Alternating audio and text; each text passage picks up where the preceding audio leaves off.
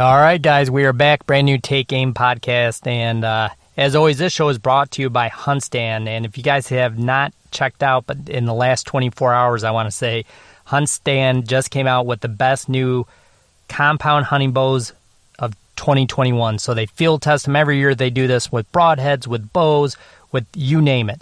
But it's some of my favorite content that comes out every year, and it's available right now on HuntStand. So make sure you check that out. So with that being said, man, I'm excited to get this show out. Rex Luchtel is here from Heartland Bowhunter. And if you guys have started watching Heartland Bowhunter this year, man, they're in season 14.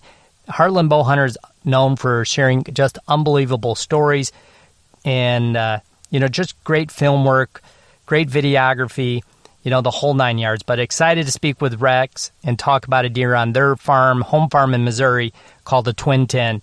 It's an absolute giant and just a deer worthy of sharing a big deer, big story. And, man, just can't wait to get this episode out to you guys, man. Just an unbelievable deer, and excited for Rex, Sean, Michael, and that whole group, because this is a farm they work on, farm they manage, and that just means a lot when you kill the biggest deer yet on a farm like that. So kudos to them. Make sure you check out Heartland Bowhunter. New episodes are dropping now. And as always, guys, deer season never ends. We'll see you guys again next week.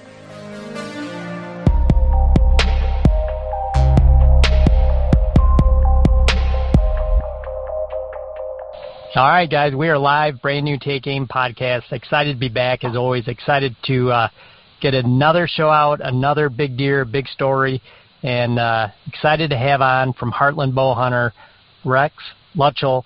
And Rex, what's happening, man? What's going on in Missouri, Kansas City? Hey, doing pretty good. Just waiting for another storm to come in here. More rain. You know how it is this time of the year.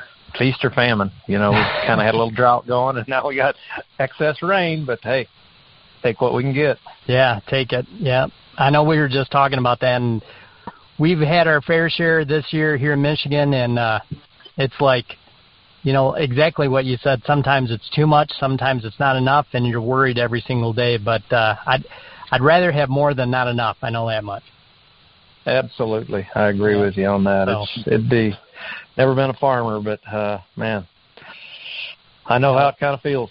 Yeah, exactly. Exactly. So I know that this year, I believe, is the 14th season of Heartland Bowhunter. Is that correct, Rex?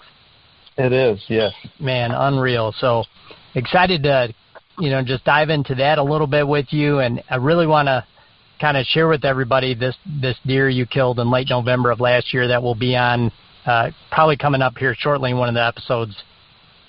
It's probably going to be the last episode, I believe. Okay. I'm going to guess, but I'm not 100% sure yet. Okay. Well, we'll definitely have to stay tuned for that, but it's very deserving of the last episode of the year for sure.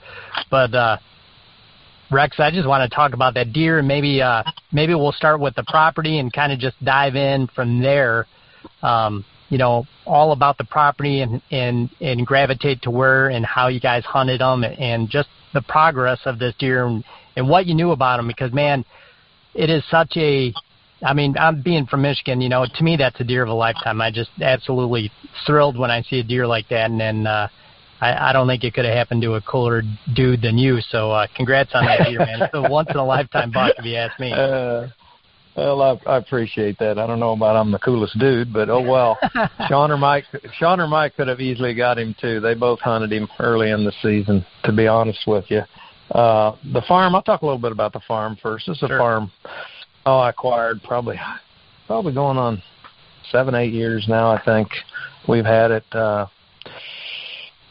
and we got it first, and when I first purchased the property, of course, EHD had hit on the farm and in that area. So we actually, when we bought it and walked the farm, we found several mature deer on the farm. So that wasn't good, but we knew with this farm that it had a lot of potential. And of course, it's up in the CWD zone too in central Missouri. So we've had to deal with that. But it really hasn't been a huge deal for us on that side. You can't bait or put anything out, any attractant or not. So it makes it a little tough when you're, early season and everything, but we work around it. So we've been managing it now the entire time. And we first started out on the farm we were only going to kill 4-year-old deer. And I think we only had the first year 2 or 3 4-year-olds because the EHD had hit. So that wasn't that good, but we were in it for the long haul, and we've continued to do a lot of work on this farm, and not just me. There's a lot of people have helped out with me up there and done some TSI work, a lot of burning, and a lot of food plots. Some were there. We've created some new ones, and we've been real big into staging plots. I've got some ag fields on this particular farm, so and staging plots work well if you've got ag fields for, catching the deer when they're headed out to the crop fields and having those staging plots. So that's kind of what we focus on, and then we actually focus on late season food too. So I've got an arrangement with my farmer where we have corn and beans on the farm every year, not just one or the other, both. So, and I think that works well.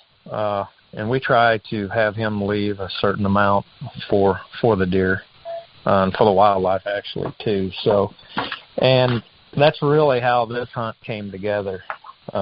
It was late season. I call it late season. The rut was starting to wind down, and the deer were coming back to food sources, and we had some cold weather come in. And this deer we'd had history in. Sean actually named the deer Twin 10 because he had ran around with another 10-pointer too. So that's where the name came from. And like I said, I was somewhat targeting a deer. There was another deer in the field called Caesar that was a 4-year-old, and he was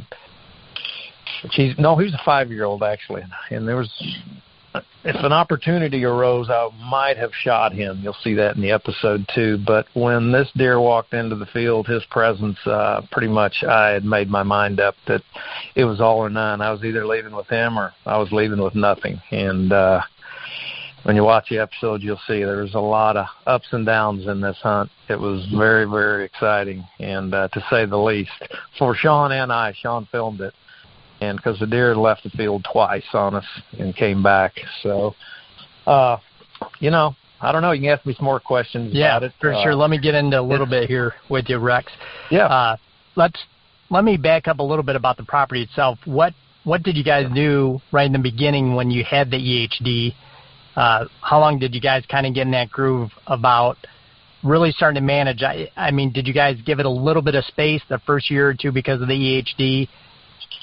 Yeah, we did. Like I said, and I kind of talked over that a little bit. We started out we were going to just shoot 4-year-olds, and 3 years later, I mean, we had such a recovery on it. I think it's 3 or 4 years later, we changed our rule or policy to 5-year-olds. And because I really do believe through our management process, we were starting to get, the age structure was really moving up really quickly. And I'm here to say I'm a testament to it myself, because I struggled with it a little bit in the beginning that, Dr. Grant Woods told me years ago, I met with him one time down his property, he said, Rex, dead deer don't grow, and he's absolutely right. So having that discipline to let those deer, give them a pass, and talking to your neighbors too, honestly, not to shoot all the 3-year-olds, definitely will pay off in the long run. Yeah. And so that's our biggest testament's been that, I think, in the work we've put in on the farm too. And not, we do harvest a lot of does on it, no question about that, because we have a lot of deer, but not overhunting it. I mean, it's definitely, it pays off. It pays dividends.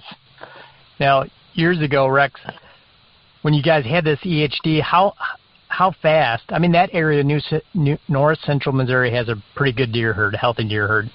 Usually. Mm-hmm. So how fast did you guys notice that bounce back? 2 years. We were already seeing the bounce back. Yeah. Because we had a lot of 2 and 3 year old deer, and so 2 years after that age structure started moving up, and we've had sporadic EHD since then too. Nothing to the degree we had it that year.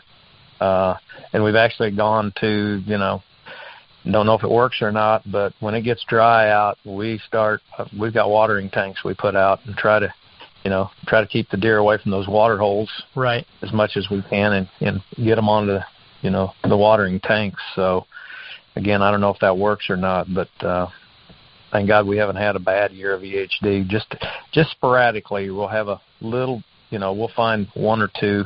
Sure. But nothing like we did before.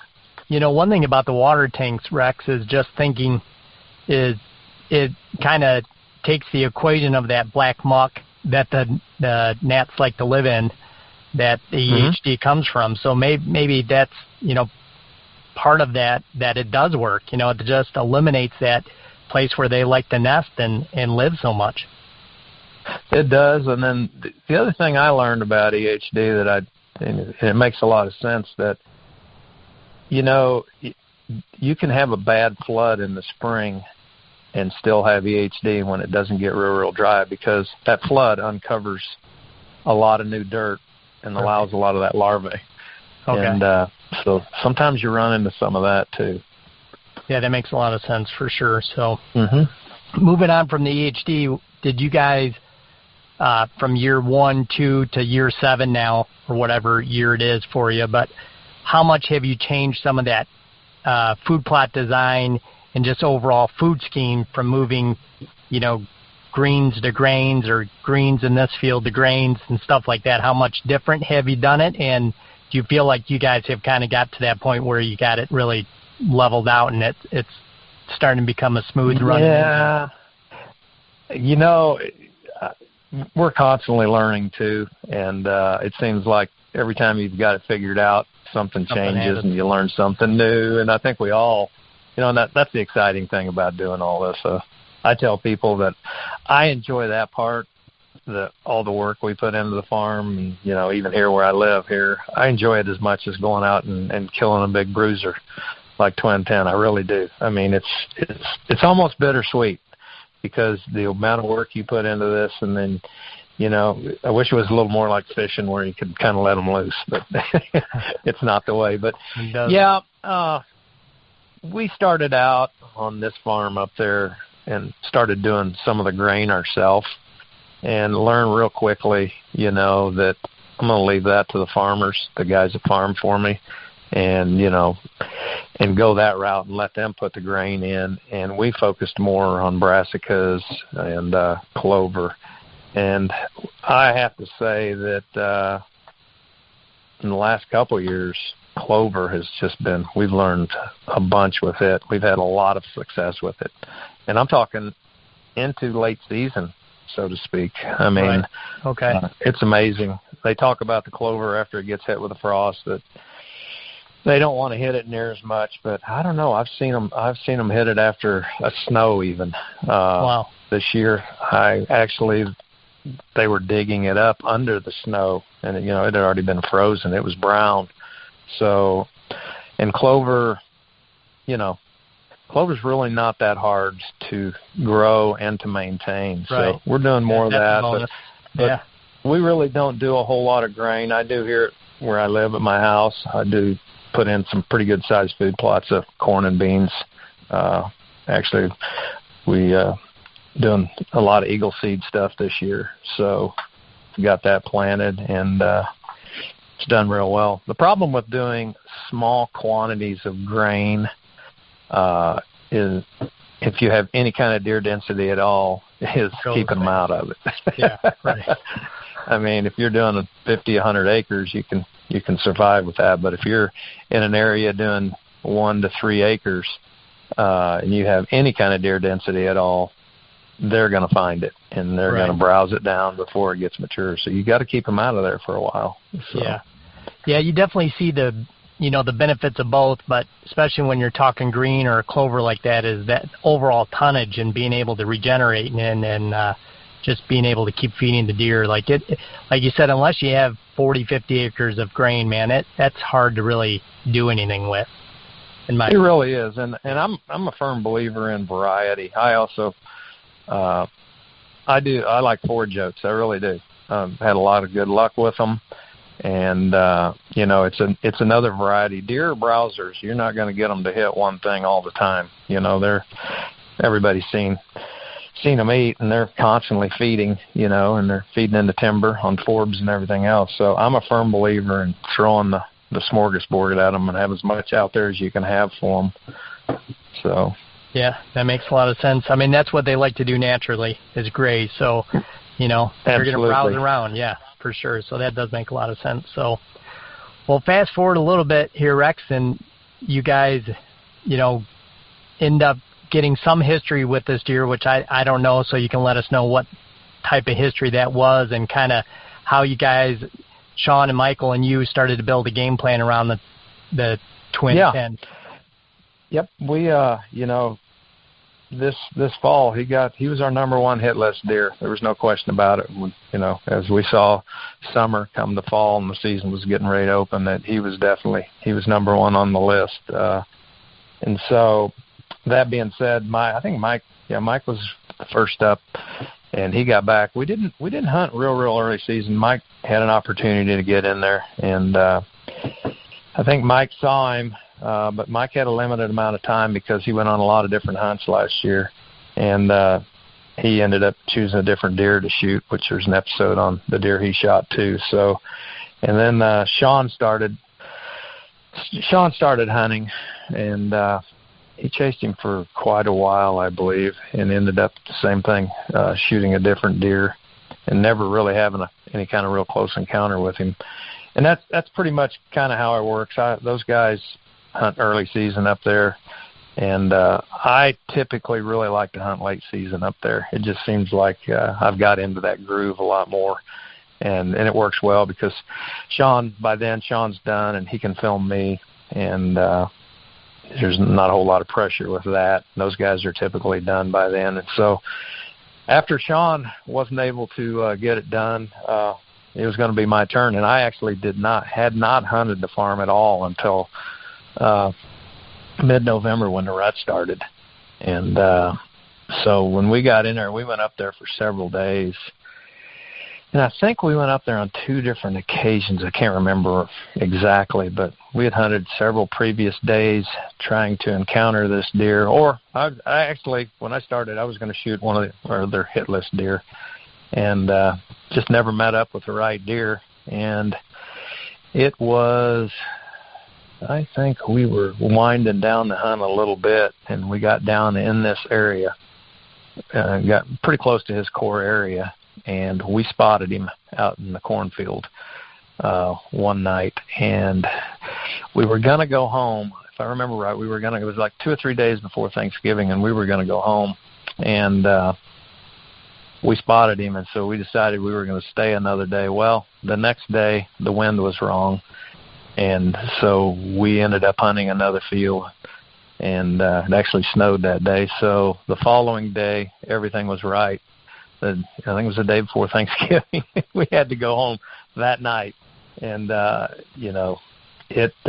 we got out there, and it pretty much it all came together. We had corn down, and the deer started flocking into the field, and I mean by the numbers.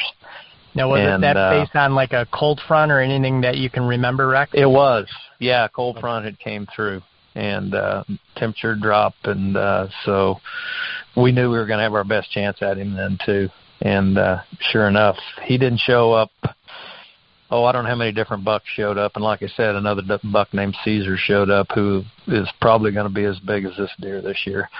And when he walked through the corn, he announced his presence, and you'll see the footage. Well, I think a lot of people have seen. We put a lot of footage of him on there walking through the corn with his head down.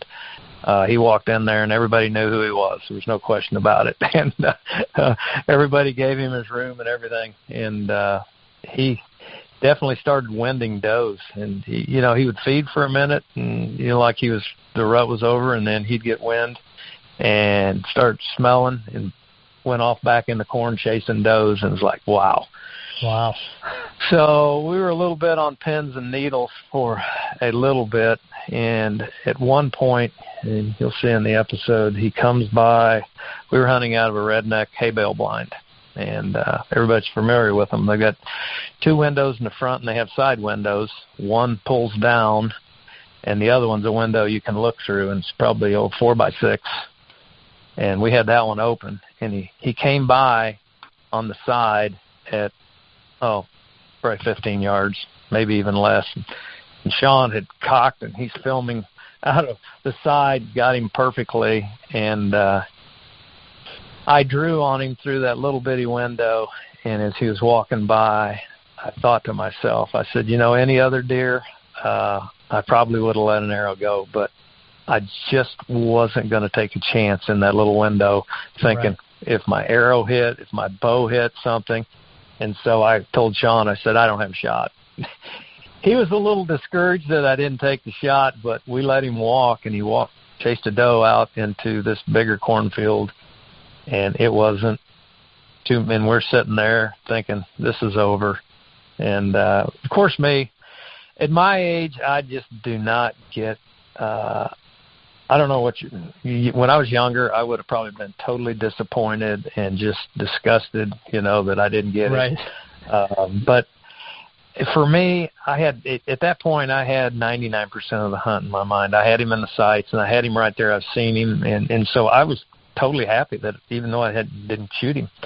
And so Sean and I were just sitting there talking about it, and Sean was really disappointed, and because he puts in a lot of effort filming and everything else. And that wasn't 2 minutes later, and I looked over there and I said, here he comes. And he came back, and I think that was the 3rd time.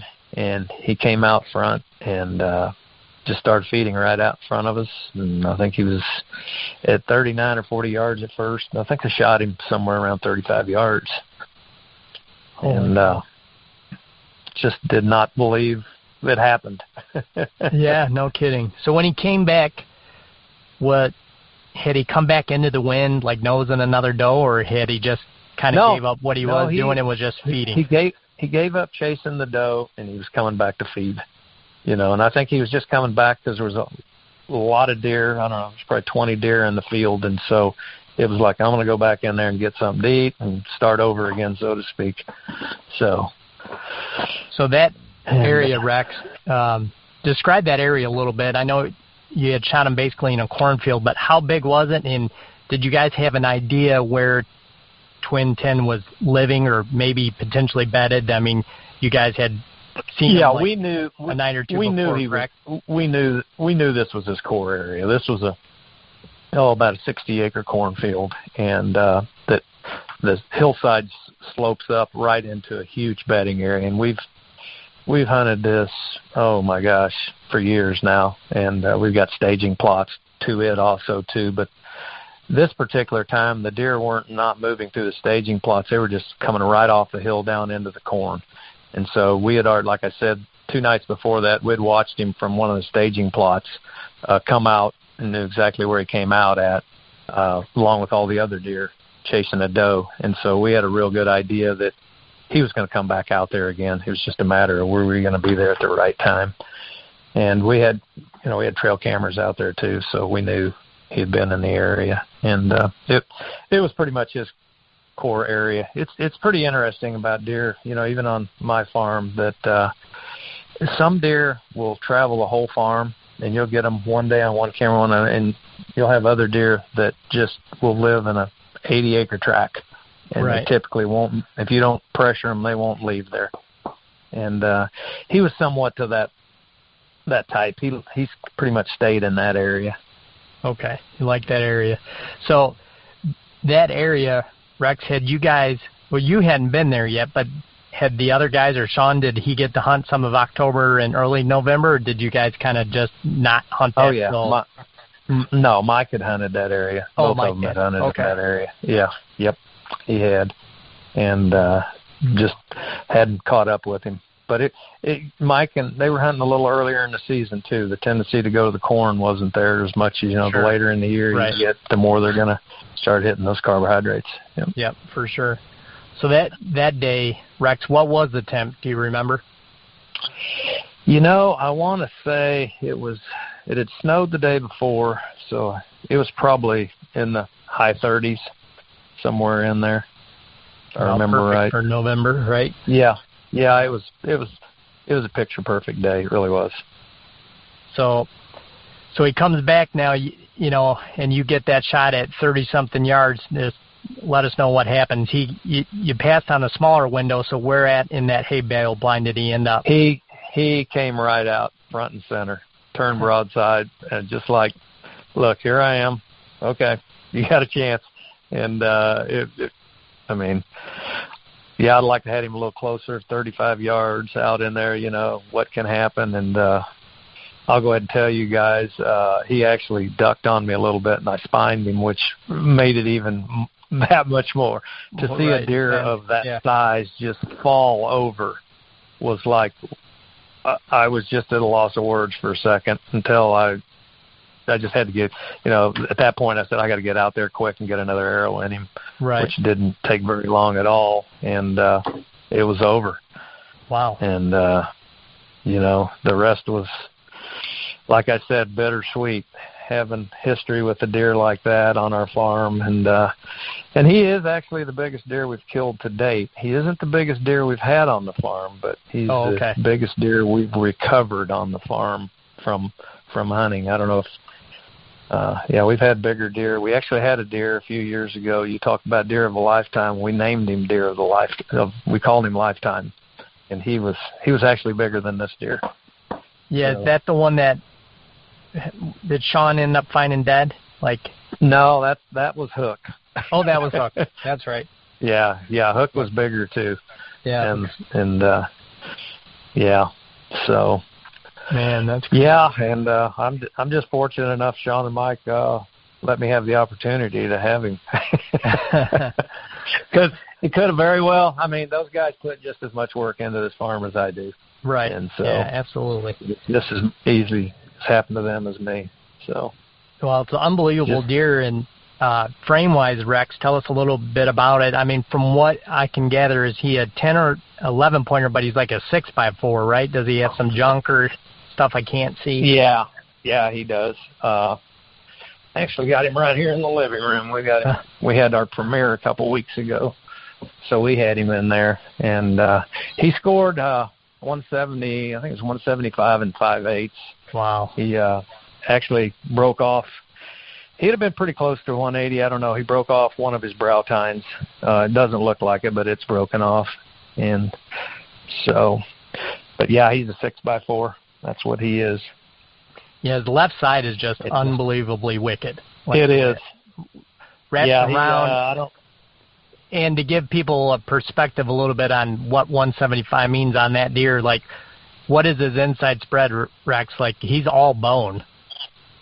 Oh yeah, he is. He's not a super wide frame deer at all. No, none whatsoever.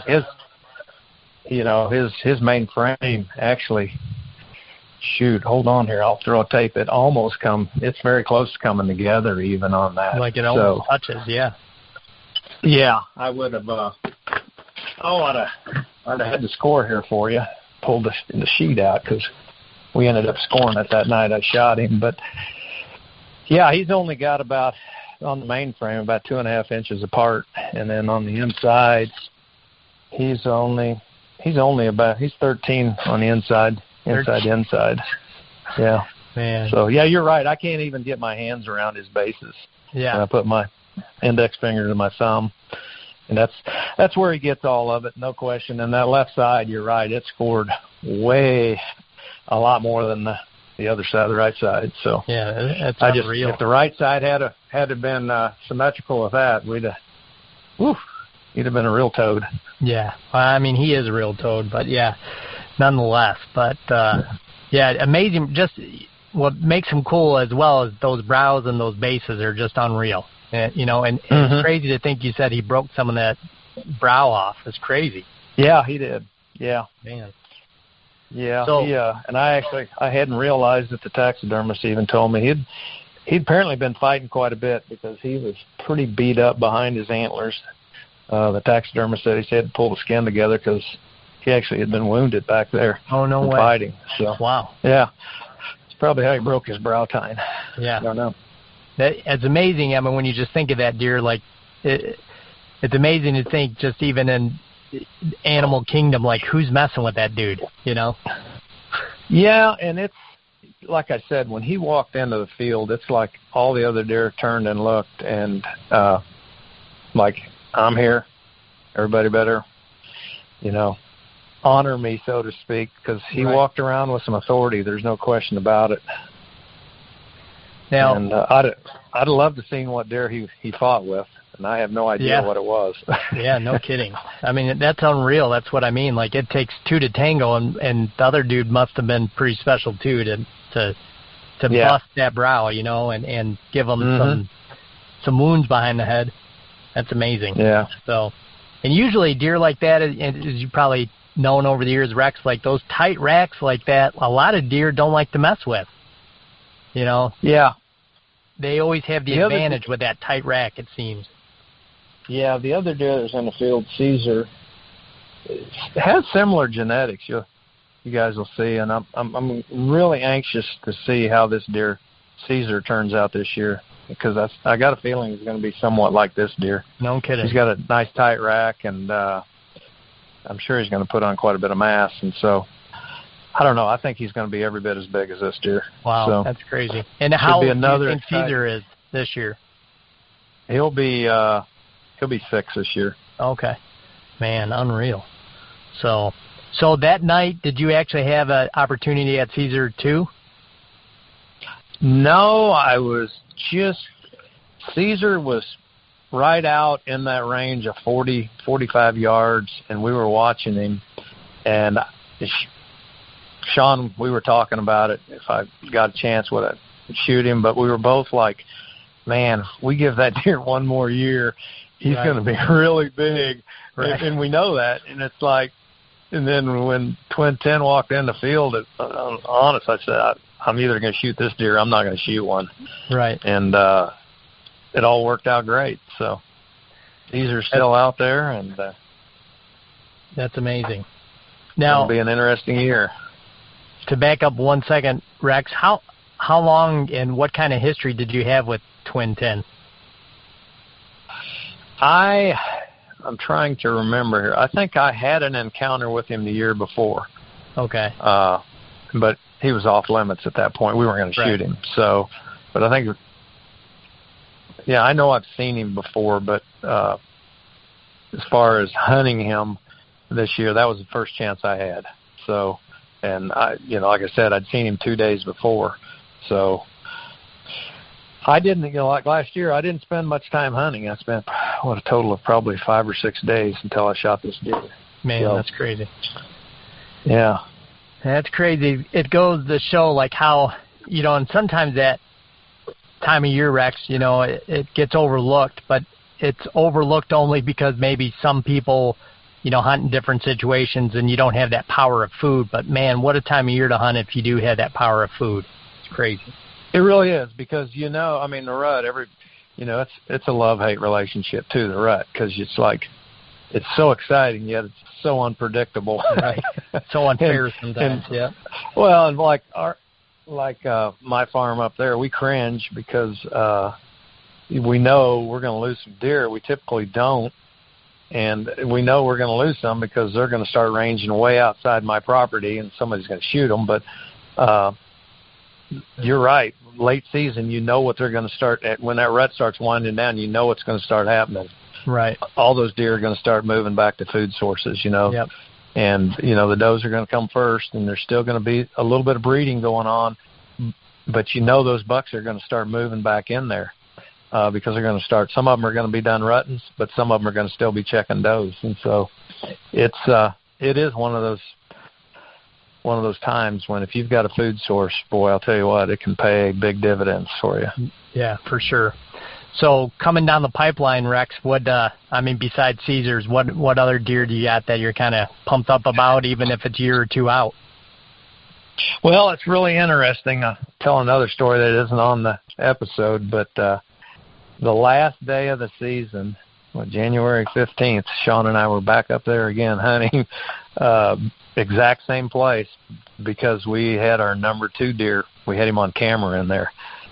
So He was one of those to where we were a little bit torn on hunting him because Mike, Sean, and myself, and actually Chandler, our cameraman, he shot an older buck up there. So we'd already killed 4 deer up there, and it was like, yeah, maybe we better hold off. But we went ahead and went up there to hunt him, and the last day of the season, the last 15 minutes, he came out in the field, and he came in, and we had probably 25 deer in the field, and he came into, I think, 39 yards, and I drew on him and had to let down because there was too many deer around. And so he came into, I think, 30 at that point, and I drew on him again, and the same thing happened. There was just too many deer around him. Didn't want to take a chance of hitting another deer.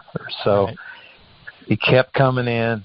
I think he got to 22 yards, turned broadside, and was standing there, and it was 5 minutes left in the season. I drew on him, and he had a corn stalk standing right in front of his vitals, and I was waiting for him to make one more step. Wow. And what do you think happened? One of the does in there decided there was too many does in there, and she just let out a little blow. Oh, and they all just skedaddled out about 80 yards and stood there and looked at each other. And we watched the season tick away. Wow. Unreal. But things happen for a reason. That deer's out there too. So we've got, I don't know. We were up at the farm yesterday putting Sean and Chandler were up there putting cameras out. So we haven't done a very complete inventory yet, but I know of 2 deer that'll be there at least. Yeah, that's right. We'll have a handful more this year. Yeah, that's awesome. Providing I don't think we had any HD earlier when it got dry, but it should be a really good year, another banner year actually. So really excited. Well, for sure. Yeah, I'm excited for you and looking forward to following along. And man, I was super pumped to have you on today and just kind of share this story because it's a deer worth sharing and the story itself. And anybody that has watched Heartland Bowhunter over the years knows how hard all you guys actually work at all the properties, and it's always a good story to be told. So I appreciate your time. Yeah, I think a lot of people that learn who we are and everything that don't know much about us. So, think we just go hunt on people's property and show up and hunt. And we do hunt with some outfitters that we've developed a relationship with. We really like to be involved in the management when and where we can, but this kind of hunting, what we do here, where we actually put in all the time and work, is what it's all about, and we love doing that. And there's a testament of everybody's work. There's no question about it. So just blessed to be able to do this, and proven fact that even old guys can kill one once in a while. That's right. Well, you killed a great one, man. So congrats again. Well, I appreciate it. Absolutely. And like I said, you guys do really a great job at working your own soil and telling that story. And that's, probably some of my favorite shows every year is that stuff. And can't wait to watch this episode, Rex. And, man, I wish you luck coming up this season. Hey, I appreciate it. I enjoyed doing it. So thanks again. Yeah, absolutely. Hopefully we'll do it again, Rex. You shoot another big one, man. We'll get back together. Okay. We'll do it, man. Well, thank you guys, and as always, we'll see you guys again next week. iTunes, Amazon Music, YouTube, and as always, deer season never ends. We'll see you guys again.